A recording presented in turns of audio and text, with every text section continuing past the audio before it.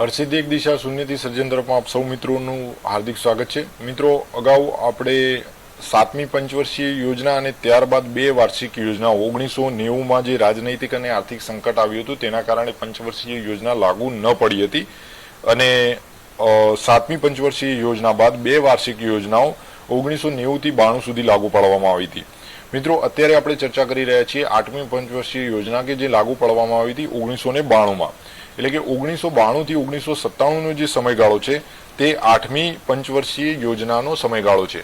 એ સિવાય મિત્રો આપણે વાર્ષિક યોજનામાં એ પણ શીખી ગયા કે 1991 થી આર્થિક સુધારણા શરૂ થઈ ગઈ હતી, તો એ પણ આ પંચવર્ષીય યોજનાને લાગુ પડશે। પ્રથમ મિત્રો આપણે જોઈશું કે 8મી પંચવર્ષીય યોજના જે છે એ કયા મોડેલ ઉપર આધારિત હતી, તો જ્હોન ડબલ્યુ મિલર મોડેલ। 8મી પંચવર્ષીય યોજના જે છે તે મિત્રો જ્હોન ડબલ્યુ મિલર મોડેલ ઉપર આધારિત હતી।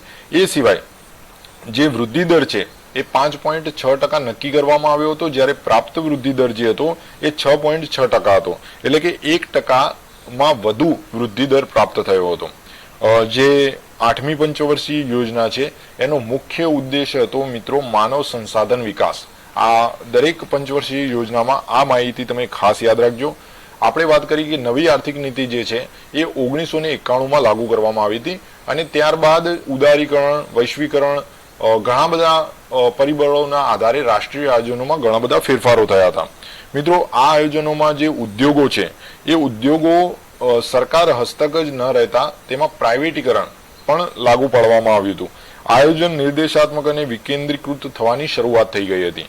એ સિવાય જો અર્થવ્યવસ્થાની વાત કરીએ તો સરકાર જે છે એ સરકાર અર્થવ્યવસ્થામાં શક્ય હોય એટલો ઓછો હસ્તક્ષેપ કરવામાં આવ્યો હતો। લઘુ રોકાણ, માળખાગત સુવિધાઓમાં લઘુ રોકાણ પણ કરવામાં આવ્યું હતું।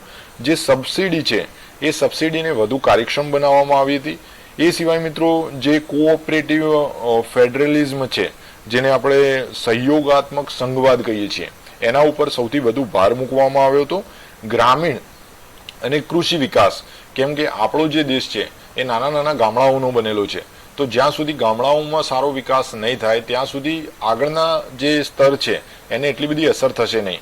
તો 8મી પંચવર્ષીય યોજના જે છે એ 8મી પંચવર્ષીય યોજના દરમિયાન ગ્રામીણ અને કૃષિ વિકાસ, કેમ કે ભારત એક કૃષિ પ્રધાન દેશ છે, તો કૃષિ વિકાસ અને ગ્રામીણ વિકાસ ઉપર સૌથી વધુ ભાર મૂકવામાં આવ્યો હતો 8મી પંચવર્ષીય યોજનામાં। આગળ પણ આપણે ઘણી બધી પંચવર્ષીય યોજના જોઈ ગયા, જેમાં સૌથી પ્રથમ જે પંચવર્ષીય યોજના જે છે કે જે હેરેડ ડોમર મોડેલ ઉપર આધારિત હતી, એમાં પણ કૃષિ વિકાસ ઉપર ભાર મૂકવામાં આવ્યો હતો।